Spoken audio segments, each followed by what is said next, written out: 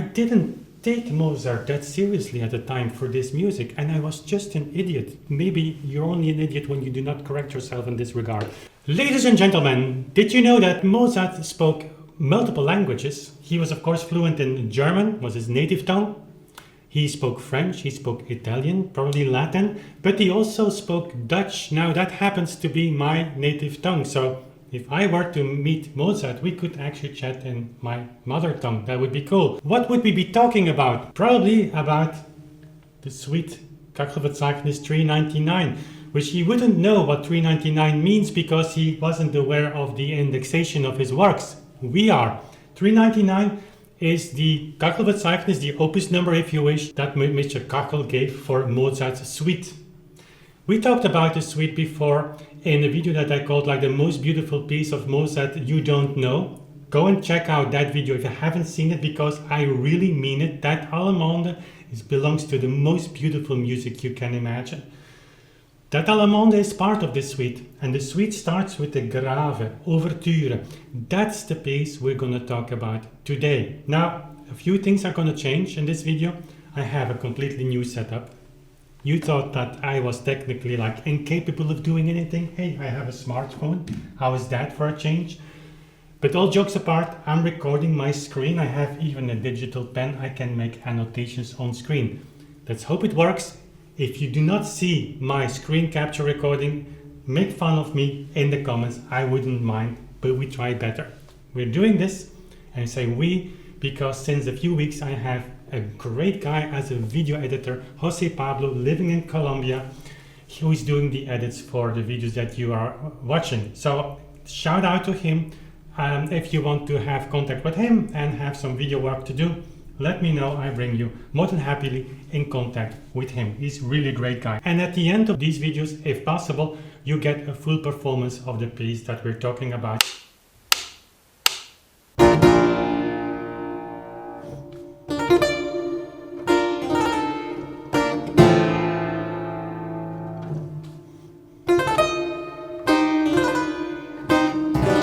So, why did I start a video saying that Mozart spoke a lot of languages? Because this is a French overture. We had a German Allemand in the previous video, or one of the previous videos, on the suite. And this is kind of French. It is actually a French overture. So Mozart, no problem. Switching languages, switching style. He was like a chameleon. He could just absorb another style and then transform it to his own music. But this suite is a kind of exercise. This is stylistically very close to what you would expect to be a Baroque suite. And so how do we approach that? Like, what do we do with this music? The notation is kind of weird. We have all kinds of note values. We have 16th notes to start with, the upbeat. Then you have a quarter note. Then you have a bunch of rests. Then you have like a 30-second triplet as a kind of upbeat to the high E. A weird chord, this one. You wouldn't expect to have the B doubled. You would expect this, but not this. Mozart clearly wanted the effect. So all kinds of notations. Then you have later on sextuplets and what have you. So where do you start? And by the way, I made also for this piece like a practicing session that you find on my Patreon site in case you're interested. It's in the second tier. You cannot miss, and there are like dozens of practicing sessions on all kinds of music. If you enjoy me talking about, we're practicing like from the beginning, expressing my thoughts. Obviously here I have formed my thoughts because this piece is about to be recorded for the complete Mozart recordings. First box release end of October, beginning of November. Link in the description box to my email list. Get your name on that if you if you want to be notified of that. So all kinds of notation, all kinds of note values. Where do you start? Well, there is no metronomization for this grave. Mozart metronomized all the other pieces, not this one. Some of you may say like lucky, because now it can be musical. Not so sure. A metronome mark is just an impression. It's nothing more than a tempo indication given by somebody living 200 years ago. How cool is that? Tempo is the most important thing. Tempo sets your floor. On your tempo floor, you build everything. The articulation, your phrasing, your timing, your accentuation. It creates the atmosphere of the piece, the character, if you wish. So here, it says grave, but seeing the long rests and seeing also that the faster note values are just ornaments, like upbeats, like just ornamentation of other notes that you can have, that you can play in one throw of the hand, so to say. We are disregarding those, and I'm gonna use like a kind of normal, slowish eighth note pulse. So you have kind of this dum, dum.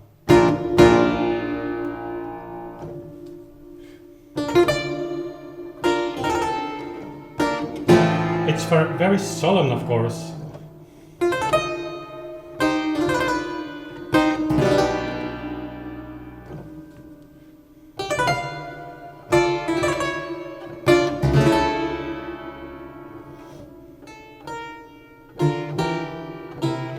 Here the music changes. So you could say, and let's see if my pen works, that the first part, this one, ends here. And now let's be very fancy. I have even another marker. That's part one.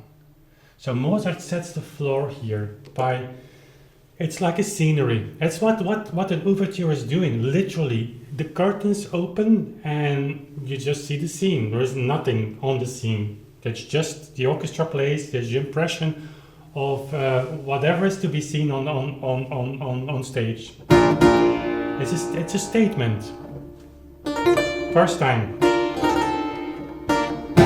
That's like the narrator, like the one who tells that, guys, we are gonna have a story here, and the story is about this. Whatever this is, there are some airplanes in the air. Cannot help that. I mean, they're flying randomly.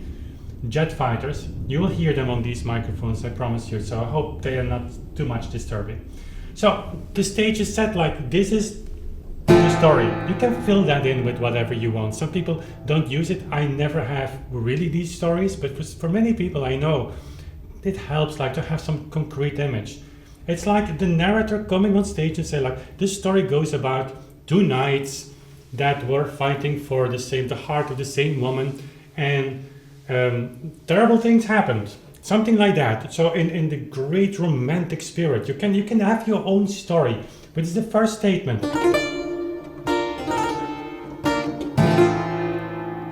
We're gonna repeat that. Every good thing is composed out of three. Second, higher. Again, lifting the image to a higher standard. So now we have three times the same motive. 1, 2, and 3. And this is the introduction. Now, how do you play that? There is not so much to be said here. It's not easy in the sense that if you don't do anything, we talk a lot about accentuation, articulation, and timing. Here, timing is of the essence. If you just play it like very strictly mathematically, like correct, like a metronome, 2, 1, 2, 2, 2. I mean, you would still have the music. Don't underestimate the power of just playing in time strictly like a computer. That sets your, like if you're doubting, like how do you play a piece? What is it about timings that I need to do and I don't find it? And you start experimenting and it becomes a mess. That's with all of us. I mean, sometimes you do too much. You lose the way. Like there is no coherence anymore. Then just play like a computer and not like a modern AI computer who can have accentuations and timings, but like an old-fashioned computer, just strictly metrically in time. And then you will actually erase the table of all unnecessary assets of interpretation or things that you are doing. And you have the natural, naked score again in front of you. That's very important. Having said that, the key here is just to stretch a little bit the rests. And then you get like immediately a different musical story. Listen, I will first play it very strictly in time, and then I will add a little bit of salt and pepper to the timing. So.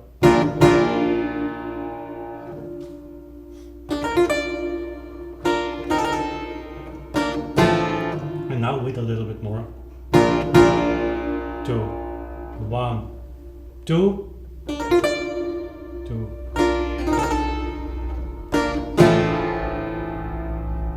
How do you do that? That's like waiting for the 16th note in this case, so these notes to just take them a little longer, and this ornament make this rest as long as you can. Leopold Mozart, in his book about playing the flute, that's quans, playing the violin, he talks about that. Timing is of the essence. If you can stretch it, especially in a kind of French overture. In fact, when you would play a French overture, you can prolong these notes. Dotted notes can be double dotted and so on. In the case of this piece, I doubt if Mozart had that in mind, because he is very meticulous in like writing 16th notes and 32nd notes. Now we're talking about details. But then we come at the final point. The stage has been set. First question, mystery, contrast.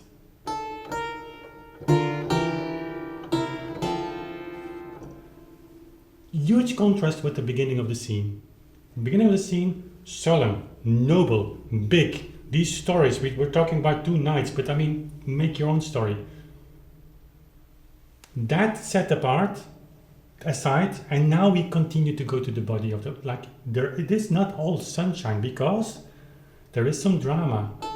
What kind of drama? We are asking. Again, can you please tell us? Well, let's ask, but let's ask firmly.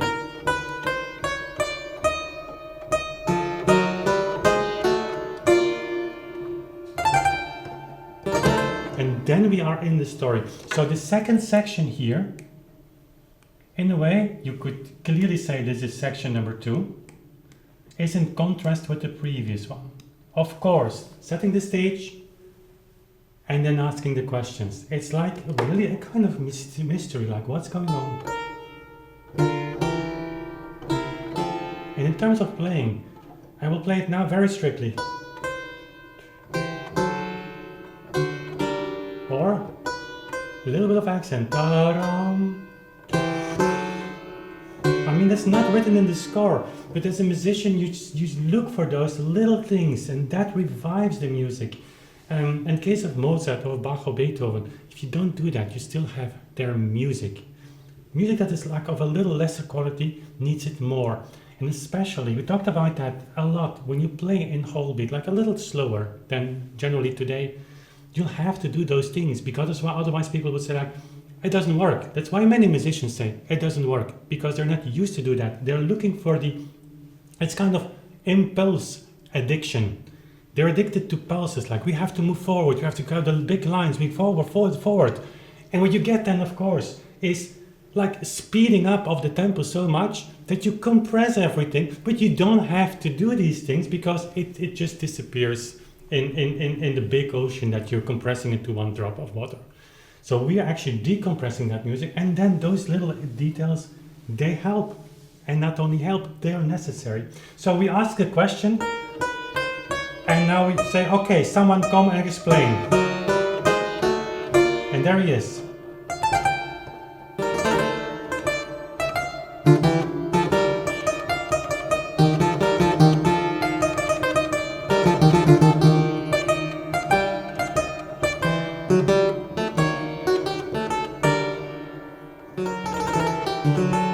So here, again, we have a section that's completed.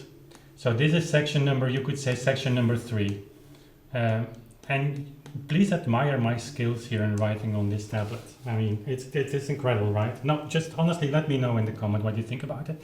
So also here, so in the previous part, number 2, we have one element, and now I'm trying to activate my pen here. 1, 2, 3. Oftentimes you will see that in music.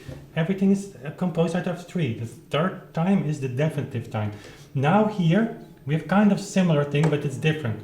We have a leading voice and we have the repetition. It's kind of echo. You could also say it's a person that's listening to the leader, to the parent, to the whatever, and is acknowledging, is repeating, so acknowledging what actually is said in the first voice, Musically, this works perfect. We all like that. It's like imitation.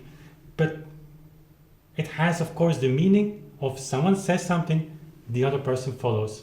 And that works great here. And Mozart is building the tension like you had at the beginning, the big chords, then the questions that are asked. Here is like the middle of the grave. It's a story, in fact. It's very relaxing. It's like everything is fine. And whatever the story is, it's about this. By the way, very weird ornamentation here. For those of you interested, you have a 30-second note at the beginning here of this ornament, and then you have this kind of, what is it, appoggiatura. And now, of course, I'm messing up because I pressed a wrong button, but I can scroll back, no worries. So you have this, and this is, you know, this appoggiatura always has to be played on the beat. That's always done wrongly today.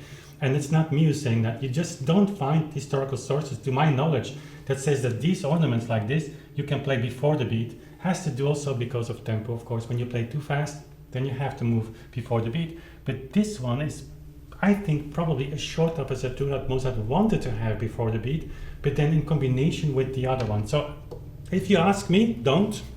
How do you play this ornament historically correct? I have no idea. So here I do something that I think works. So I play before the beat and following, lead following.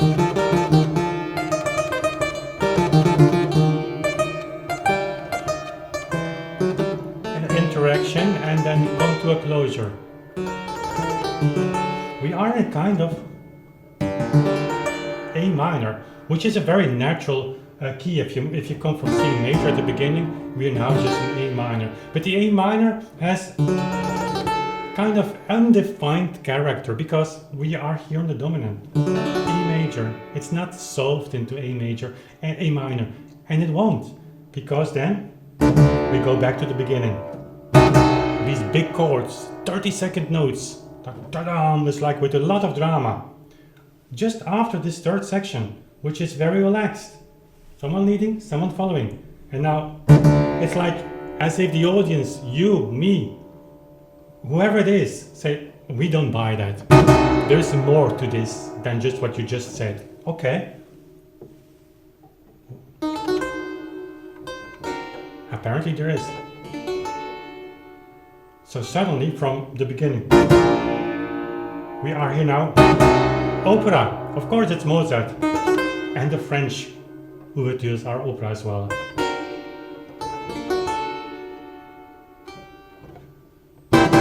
Again question, we're not sure, answer. It's really true. And now we have an interaction. A minor in full extent. So the chords that we just saw here at the beginning of section number 4, in fact, were like a reminder of the beginning, saying like, okay, we really don't buy this, like this is too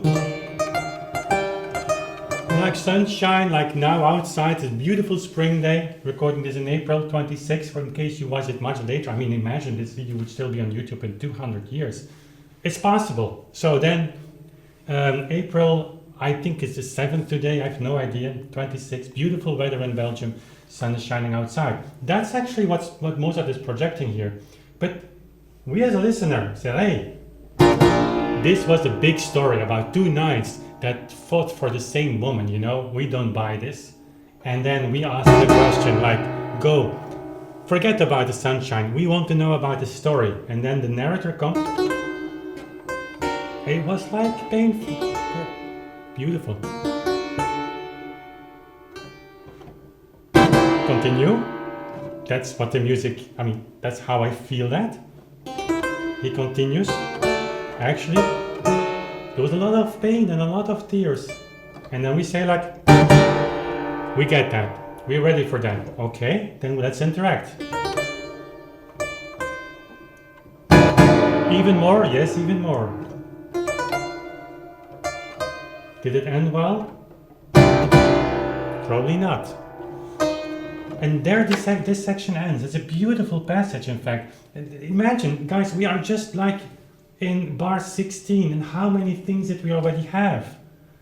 The beginning, the grandeur of the beginning. Then the hesitating question, so to say, the sunshine passage.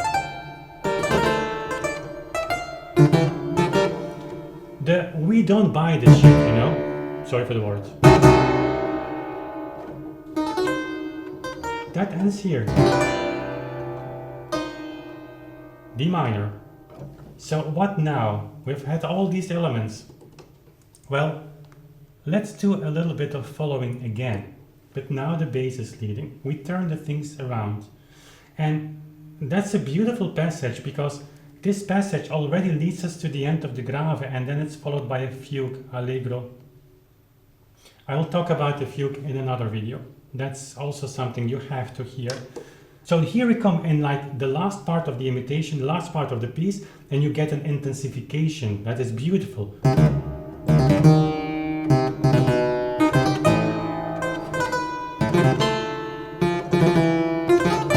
So let's do it again with a little bit less from noise.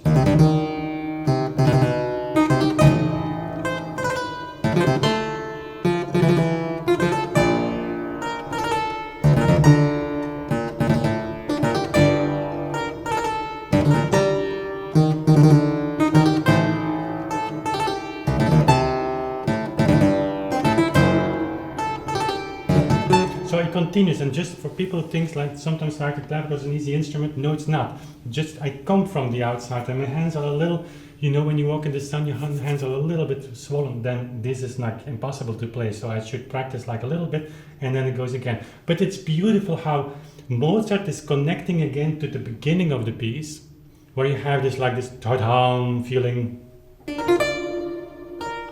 He goes in an imitation way, but rather dramatic.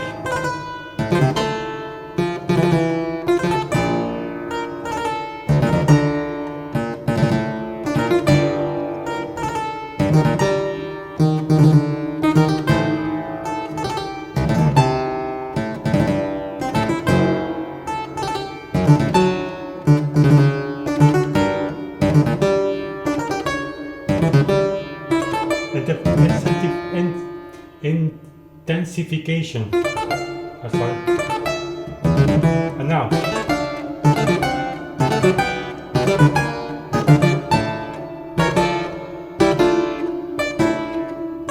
I mean, this is really, really, really good stuff. Huh? This is like top level music. Like the way he's doing that. Very relaxed, but still they have the D minor drama here. We ended here like this.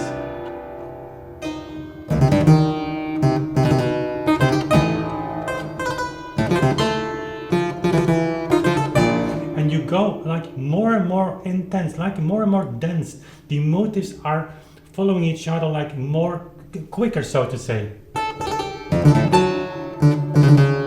Now, something is about to happen. Now more. Together, two hands together.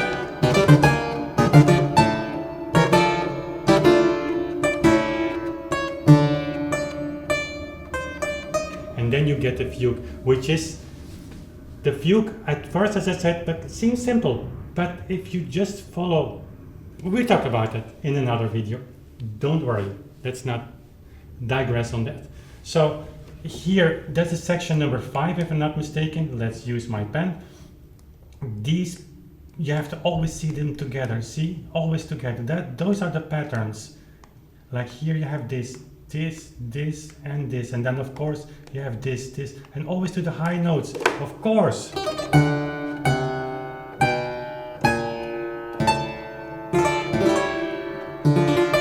Harmonically, it's not so difficult to understand.